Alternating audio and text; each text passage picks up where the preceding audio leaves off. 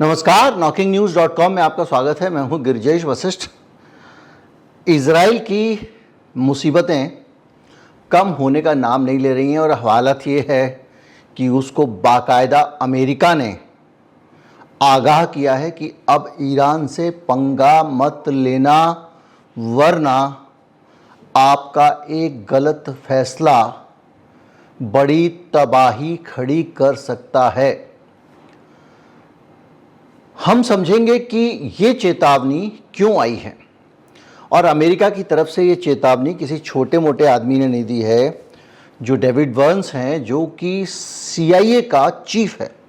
मतलब दुनिया की सबसे खतरनाक जो जासूसी संस्था है, जिस 10-5 मोसाद जेब में रखने वाली, उसके चीफ ने ये चेतावनी दी है। इसके अलावा हम वीडियो में समझेंगे कि इस चेतावनी का मतलब क्या है, इज़राइल अपनी उस बेचैनी में कैसे जी रहा है जो इज़राइल के ऊपर ईरान ने मिसाइल डाल दी उसके बाद खड़ी हुई है, और किस तरह से अब हिजबुल्लाह और जो दूसरे लोग हैं बड़ी आसानी से इज़राइल के साथ खेल रहे हैं। ये सब आज डिस्कस करेंगे। कहीं मत जाइए, चैनल को सब्सक्राइब कर लीजिए। मैं अभी हाजिर होता हूं।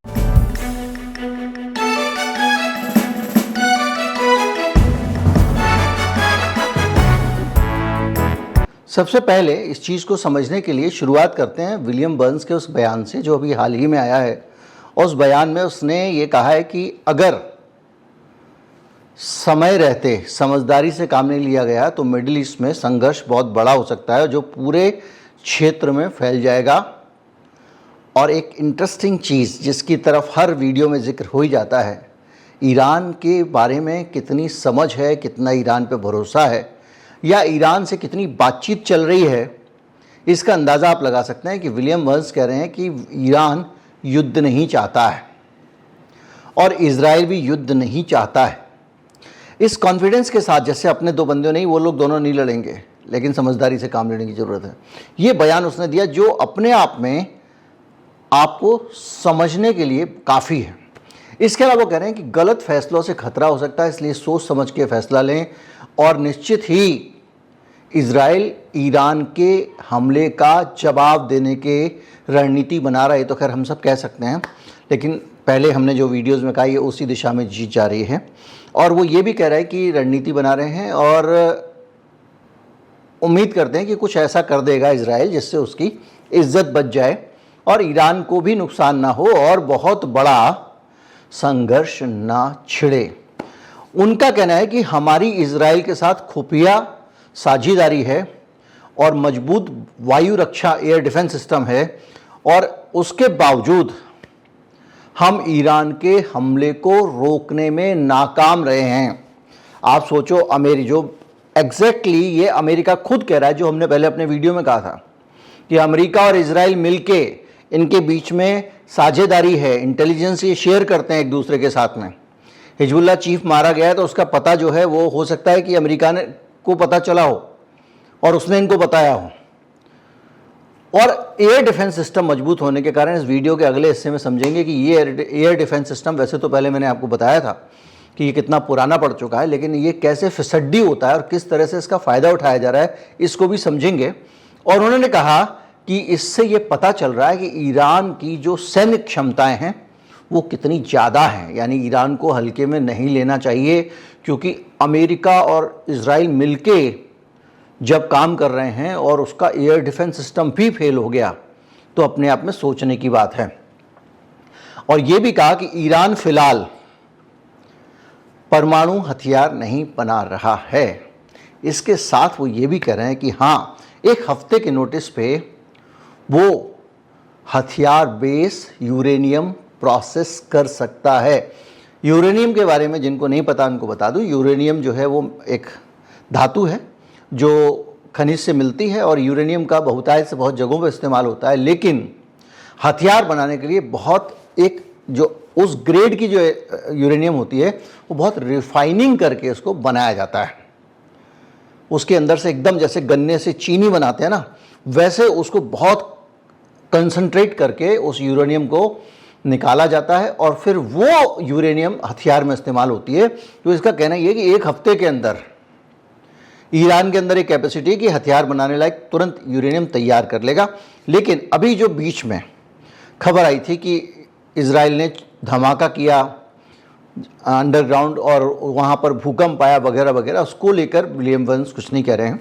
उन्होंने कहा कि अब जो स्थिति है वो ये है कि गाजा संघर्ष पर समझौता करना बहुत मुश्किल हो गया। अब कोई बातचीत नहीं हो पा रही, क्योंकि जो याह्या सिनावर हैं, जो हमास के नेता हैं, अब उन्होंने बातचीत करने से इनकार कर दिया और वो किसी भी प्रकार से रिस्पॉन्ड नहीं कर रहे हैं, क्योंकि ये तो दूल्हा बना हुआ था, इजराइल तो दूल्हा बना हुआ था, अपने आप को बहुत कुछ समझ रहा था, क्योंकि ये लोगों को मार ले रहा था, बम गिरा दे रहा था अस्पतालों वगैरह में, तो ये नखरे मारता था तरह तरह के, ये कंडीशन वो कंडीशन ये शर्तें। अब उन्होंने बात करने से इनकार कर दिया। तो बंधकों को छुड़ाने वाला जो मामला था और एक समझौता कहीं बीच में बन जाए, वो स्थिति खत्म हो गई है। और इसके साथ एक चीज़ और शुरू हो गई है कि उत्तरी गाजा पट्टी से रॉकेट और मिसाइल के हमले होने लगे हैं। जो गाजा पट्टी अभी तक माना जा रहा था कि इजराइल ने कंट्रोल कर लिया, उसको कुचल दिया है, उस गाजा पट्टी से और गाजा पट्टी के भी ऊपर वाले हिस्से से, जिस हिस्से को ये लोग समझ रहे थे कि हमने जीत लिया है, वहाँ से अभी जब 7 तारीख को जब बरसी हुई है तो मिसाइलें चली हैं। तो ये जो चीज़ें हैं, इसके साथ साथ वो कह रहे हैं कि इसका हल जो निकलेगा, विलियम बर्न्स ने कहा है, वो निकलेगा आपसी सूझबूझ से और इसका पॉलिटिकल एमिकेबल कोई रास्ता निकलेगा। इस बीच में जो इजराइल का रक्षा मंत्री है योआव गैलेंट, ये जाता है अमेरिका, यानी ईरान का हमला हो गया है, इनका रक्षा मंत्री अमेरिका के रक्षा मंत्री से बातचीत करने जा रहा है और वहाँ जाकर ये उनसे डिस्कस कर रहा है। देखिए, आप सोचिए कि इजराइल किस तरह से एक एक चीज़ों में अमेरिका के साथ चल रहा है, इसको आप समझिए। तो अमेरिका जा रहा है मीटिंग करने के लिए। उधर से पेंटागन का बयान आता है कि अब उसकी यात्रा कैंसिल हो गई है, इजराइल के विदेश मंत्री गैलेंट की। क्यों कैंसिल हो गई है? क्योंकि नेतन्याहू ने कह दिया कि मत जाओ। क्यों नहीं जाओ? पहले एक बार मैं बाइडेन से बात कर लूं। यानी अब इजराइल लगातार कुछ तैयारी में लगा हुआ है, लेकिन हिम्मत नहीं कर पा रहा है कि ईरान पे हाथ डालूं तो कैसे डालूं, कहां डालूं। उसके न्यूक्लियर ठिकानों पे हमला करने की बात कर रहा था, दूसरी चीज़ों की बात कर रहा था। और उस स्थिति में अब हालत यह है कि एक एक कदम फूंक फूंक के उठाना पड़ रहा है। वहाँ पे के जो विपक्ष के नेता हैं इजराइल में, उन्होंने नेतन्याहू पर आरोप लगाया है कि गैलेंट की यात्रा को रोककर नेतन्याहू ने इजराइल की सुरक्षा से समझौता किया है। इधर ये सारी चीज़ें चल रही हैं, उसके बीच में आपको ये समझना पड़ेगा कि किस तरह से ये लड़ाई अब एक तरफा नहीं रह गई है। ये देखिए, शेर का अगर आप शिकार करोगे, ऐसे मान के चलो, खरोंचे तो आएंगे, एक आध को मार भी सकता है। मतलब शिकार वो जो राजा महाराजा लोग एक कमरे में बंद होके पेड़ पे चढ़ के ढोल बजा के 80 नौकरों के साथ जब शेर ला के सामने खड़ा कर दिया था तो गोली मार देते थे, वो शिकार नहीं है। ये थोड़ा और पुराने ज़माने में चले जाइए आप, जब भालों से आदमी शिकार करता था। शेर मुकाबिल है, जाहिर बात है एक बड़ा जानवर है इजराइल, तो उसमें नुकसान तो उठाना पड़ रहा है डेफिनेटली। लेकिन हिजबुल्लाह, हमास और जो इराक के में रेजिस्टेंस ग्रुप हैं और बाकी लोग मिलके अब बार बार सीरिया से भी, उधर हूती से, यमन से भी जो हमले कर रहे हैं, वो हमले बड़े सटीक बैठ रहे हैं। हुआ यह है कि अब वो वहाँ से जो मिसाइल छोड़ते हैं, जहाँ गिराना हो वहाँ गिरा लेते हैं। और कम से कम इस मामले में अभी हिजबुल्लाह ने हाल में मास्टरी हासिल कर ली है। इन्होंने पता लगा लिया है दरअसल कि जो इनका एयर डिफेंस सिस्टम है, जिसको कि एक तो डेविल्स आर्म है, एक एरो है जो अभी बहुत टेस्ट नहीं हुए हैं, लेकिन सबसे ज़्यादा जिसकी धूम है वो है आयरन डोम। तो आयरन डोम जो है उसका तोड़ इन्होंने निकाल लिया है। क्या तोड़ निकाला है ये मैं थोड़ी देर में आपसे डिस्कस करूंगा, लेकिन अभी हम ये समझते हैं कि हिजबुल्लाह क्या कर रहा है। हिजबुल्लाह ने हाइफा, एक जगह है इजराइल की, हाइफा, मैं समझाता हूँ हाइफा क्या है। दरअसल हाइफा पे इन्होंने 80 रॉकेट डाल दिए हैं, 80, और वो ठिकानों पे पड़े हैं, उससे तबाही हुई है। इसके वीडियो आ गए डिफरेंट मीडिया पे, और कुछ लोगों के घायल होने और मौत की खबरें इजराइल ने भी स्वीकार कर ली हैं। हाइफा क्यों इंपॉर्टेंट है? हाइफा समझिए कि इजराइल का मुंबई है।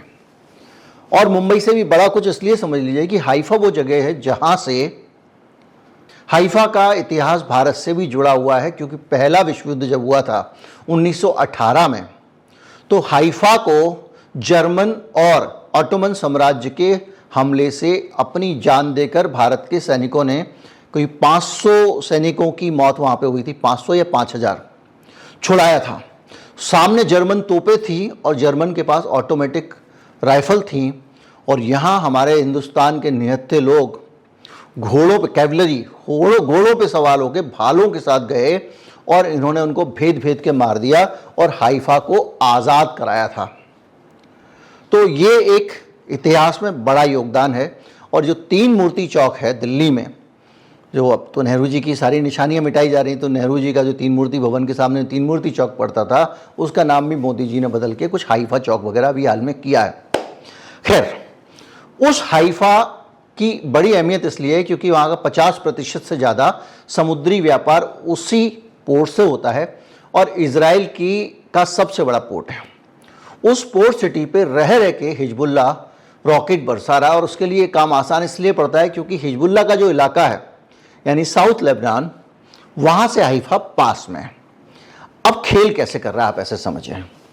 इसको समझने के लिए आपको कमज़ोरियाँ समझनी पड़ेंगी इसके आयरन डोम सिस्टम की। जो आयरन डोम सिस्टम की कमियां हैं उसके बारे में ये बताया जा रहा है कि ये बड़ा कमज़ोर सा सिस्टम है, और सिस्टम में बड़ी आसानी से इसको फूल किया जा सकता है, उसको उल्लू बनाया जा सकता है। कैसे किया जा सकता है? उनका कहना यह है कि आपको याद होगा पिछले दिनों भी एक इजराइल के साउथ में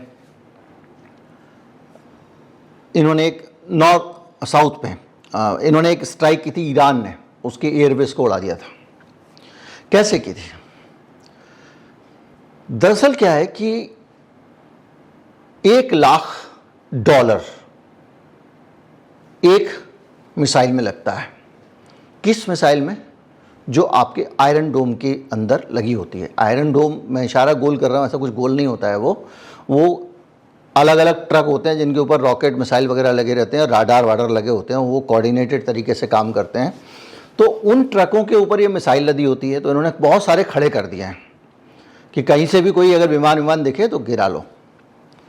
तो दिक्कत ये आती है कि आयरन डोम के साथ में कि इसकी जो क्षमता है, इसके जो राडार हैं, उनकी कैपेसिटी है।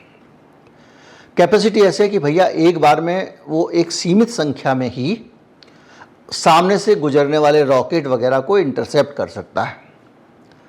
ऐसा नहीं है कि अपने एक साथ 50 भेज दिए तो 50 को इंटरसेप्ट कर ले, ये नहीं कर पाता है। दूसरा, वो एक छतरी तो होती है राडार। अब पता चला कि वो एक जगह डिटेक्ट करने में जहाँ ज़्यादा एक्टिविटी दिखी तो इनका जो बैटरी लगी हुई है इसकी, वो पूरी की पूरी उस तरफ मुड़ जाती है। किसकी? आयरन डोम की। आयरन डोम का तोप खाना समझ लीजिए, तोप गाड़ी समझ लीजिए। बैटरी बार बार बोलने से दिक्कत होगी। वो तोप गाड़ी जो है वो उसी दिशा में घूम जाती है और वहाँ पे वो मिसाइलें फेंक रही होती है। तो ये लोग हिजबुल्लाह वगैरह क्या कर रहे हैं कि तेरी एक मिसाइल तो $1,00,000 की है, यानी भारत के 85 लाख रुपए की, और ये जो है ना 1000 1500 रुपए के, 2,000 रुपए के 30-40 रॉकेट छोड़ देते हैं एक साथ। जब वो रॉकेट छोड़ते हैं तो इनका जो आयरन डोम उसमें बिजी हो जाता है। फिर इनको जहां जो टारगेट करना है वहां पे बड़ी सी मिसाइल गिरा देते हैं। इसी तरीके से वहां हूती भी यमन से खेल कर रहे हैं। इसी तरीके से हर तरफ से अब ईरान ने ये तोड़ निकाला, उसको उन्होंने टेस्ट किया। पहले याद कीजिए, जब साउथ में इजराइल में जो है वो मिस्र की सीमा पे इनका एक एयरबेस उड़ाया उसने, उसके बाद से सब सीख गए। तो इनका जो आयरन डोम है वो लल्लू डोम बन गया अब। तो वो जहां चाह रहे हैं गिरा रहे हैं। यही करते हैं कि वो 10-50 दिवाली के रॉकेट टाइप की एक तरफ छोड़े और उनका सिस्टम उसको गिराने में लग गया। तो वो तो डाल रहा है 5,000 रुपए का, 10,000 रुपए का, तुम 85 लाख की मिसाइल छोड़ रहे हो उस पर। और वो मिसाइल छोड़ने की भी एक क्षमता है, एक साथ में 20 या 25 छोड़ लोगे, वहां हजारों आ रहे हैं। अब आपकी 85 लाख की मिसाइल दिवाली का रॉकेट गिरा रही है। इसमें फंसा के इनको वो बाकायदा डैमेज कर रहे हैं, और उस डैमेज को करते करते अब स्थिति ये आ गई है कि इनको समझ में नहीं आ रहा है कि हम करें तो करें क्या, क्योंकि चीज़ें उलझ गई हैं। नेतन्याहू ने हर तरफ फ्रंट खोल लिए हैं। जिस गाजा को, जिस हमास को ये मान रहे थे कि हमने कुचल दिया है, वो हमास फिर से सिर उठाने लगा है, रॉकेट हमले करने लगा है।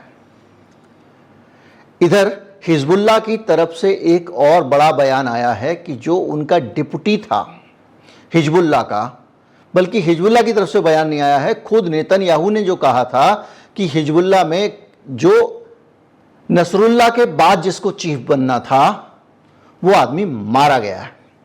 ये इन्होंने ऐलान कर दिया था नेतन्याहू ने।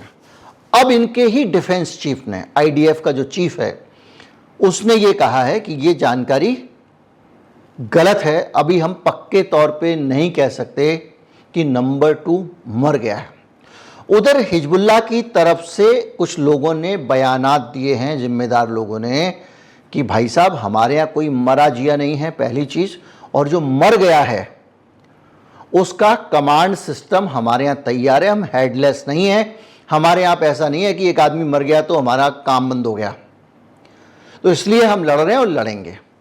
अब क्या होता है कि इस बीच में ये इजराइल को कोई वो नहीं है, लिहाज नहीं है।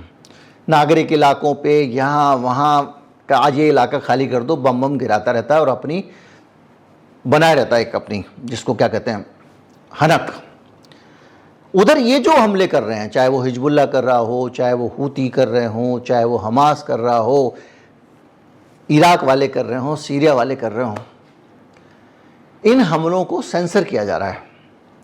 यानी कहीं पे अब हाइफा की कोई तस्वीरें आपके पास नहीं आई हैं, सिर्फ वो बम गिरते हुए अगर कुछ तस्वीरें आ गई, कुछ एक मीडिया ने कुछ टूटे हुए घर, फ्लैट, खिड़कियां वड़कियां दिखा दी हैं, लेकिन इससे ज़्यादा आपको जानकारी नहीं मिल रही है। अगर लोग मर भी जा रहे हैं तो हमको कोई बताने वाला नहीं है, वेस्टर्न मीडिया भी नहीं बता रहा है, कोई नहीं बता रहा है।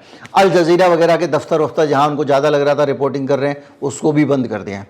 अल जजीरा भी बहुत ज़्यादा खोल के उस तरह से एक एक्टिविस्ट की तरह रिपोर्टिंग वहाँ से कर नहीं पा रहा था। तो कुल मिला के ये जो सीन है, इस सीन को अगर आप समझें तो जो हमने आपको पिछले अपने वीडियो में बताया था 2-3 दिन पहले, एकदम सिचुएशन वही है।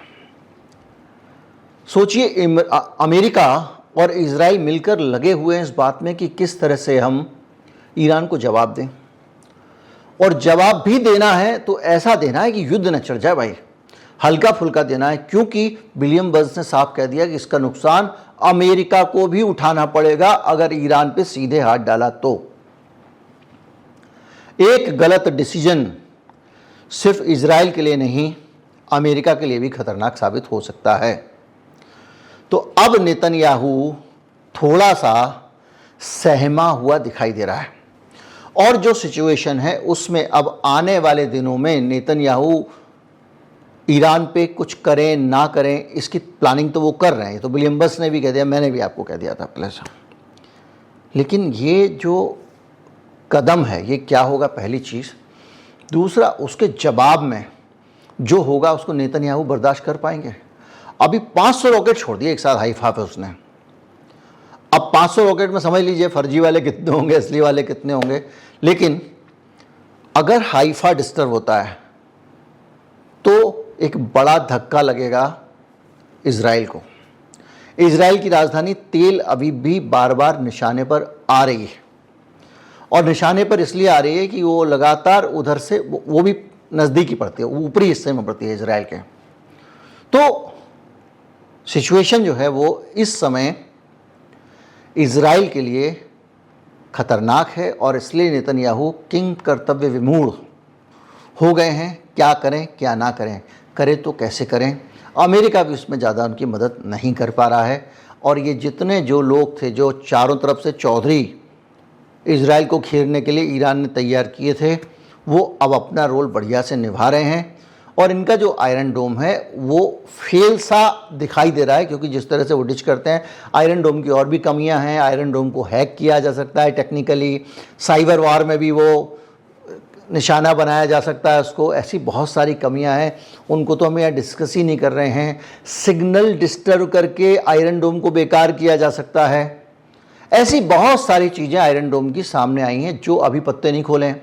मैंने आपको बताया था वीडियो में कि किस तरह से ईरान के पास इतनी ज़्यादा पावर है हर क्षेत्र में, साइबर क्षेत्र में भी और आपका इलेक्ट्रॉनिक वार में भी, कि वो छिपा के रखा हुआ है। हो सकता है कि वो अपनी तरफ से एक बार कोशिश करे और ये सब इनका एयर डिफेंस सिस्टम ढह जाए।